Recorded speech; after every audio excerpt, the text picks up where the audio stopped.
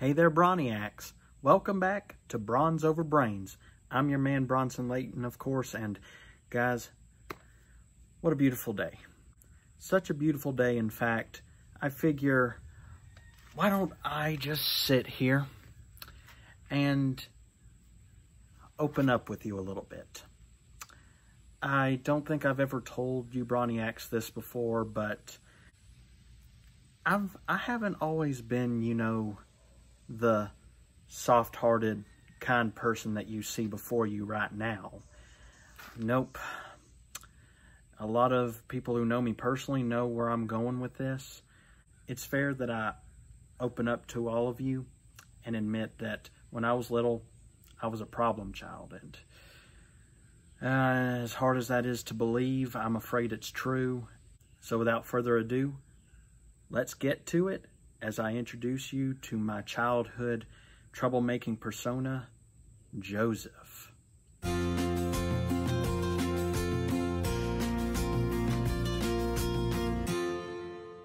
To begin, Broniacs, I am going to explain who Joseph really is.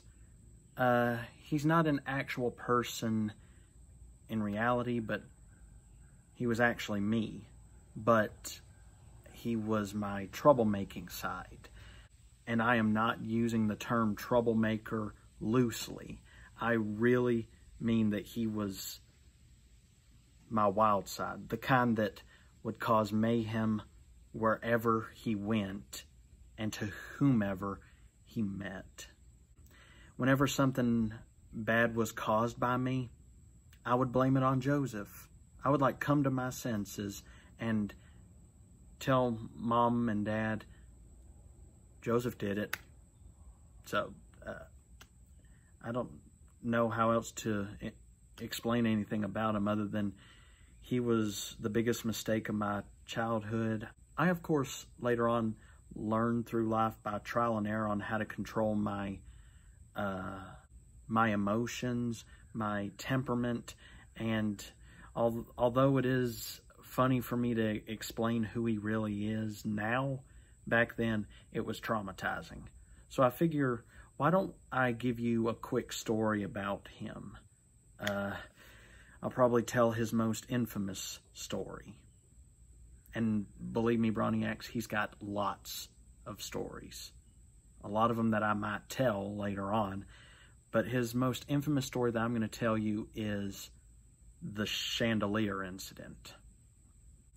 The Chandelier Incident is one that my parents and I always tell our friends and family about. We reminisce it so much that it's unbelievable that it even exists.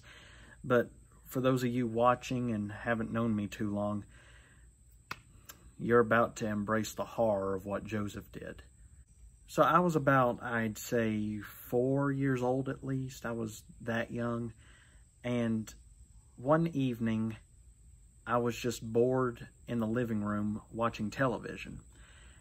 And out of nowhere, I promise, out of nowhere, I just get up from the couch and I take one of those big couch cushions, the kind that are made out of thread and everything, and I carry it up a flight of 17 stairs to the second floor of our house. And there's a chandelier in our foyer that hangs about 10 feet from the ground. And when I got up to the second floor and got close to the banister, I take this seat cushion and I just threw it right into the middle of the chandelier where all of the bulbs and the wires just caught hold of it, and it hung there. I guess mentally I was thinking that this was like playing basketball, but boy, I was so proven wrong after that.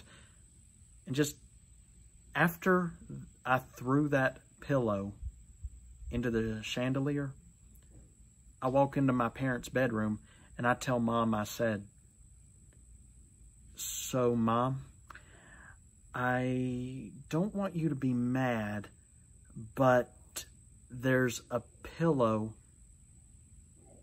hanging on the light. And she's like, what light? What pillow? And all I said after that was, Joseph did it. I didn't say a word after that, but I led my mom out into the hallway on the second floor, and she sees that pillow just hanging there on a lit chandelier. Yeah, the whole chandelier was turned on. There were like 15 lights on that thing. And by that time, the pillow was smoking. The pillow was actually smoking. And so my mom panicked, and she went downstairs and told my dad, we got a situation. And I forgot how they managed to get the pillow out of the chandelier, but thankfully they did. And that thing was like moments away from catching on fire and perishing our house. Every time I think back to that story, I'm like, oh my God, how are we even alive? And Joseph caused me a lot of grief that day, because I really got the punishment of a lifetime. I got spankings. I probably was disowned for the rest of the evening as punishment, but oh man, I'm afraid that's Joseph's most infamous story. And I'm afraid I'm gonna have to leave it here for now, Broniacs. Lately, I thought about telling all of you about Joseph, and I can continue to tell you some more of his stories on my channel in the future. And I figured I would use this video as a sample of how traumatic and hilarious my younger persona was. I don't know. What do you Broniacs think? Should I continue to tell you about Joseph later on? And if you do, please let me know in the comments below. And if you really want me to tell more of his stories, I will address these as the Joseph Chronicles, like the title in this video.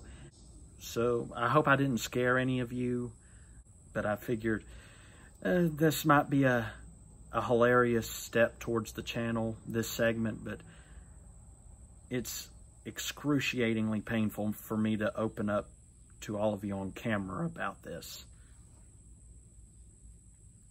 And for any of you that are curious, this is what Joseph looked like. I can't even look at that picture, but this is the bad boy, Bronson, right here. But this is no longer me. This is me, the kind person. The one who's always spreading autism awareness through YouTube and social media. Not this. This is me. Not this. Winner, loser. Good guy, bad guy. So I'm going to close the video here, Broniacs. For more content, please subscribe to Bronze Over Brains here on YouTube. Follow us on Facebook at Bronze Over Brains, Instagram, The Savage One 21, Twitter at Bronze Over Brains. And we would love for you to be a part of our family on other social media platforms. But until next time, Broniacs, this is Bronze Over Brains. I am Bronson Layton, not Joseph, reminding you to always stay brawny. See you guys later.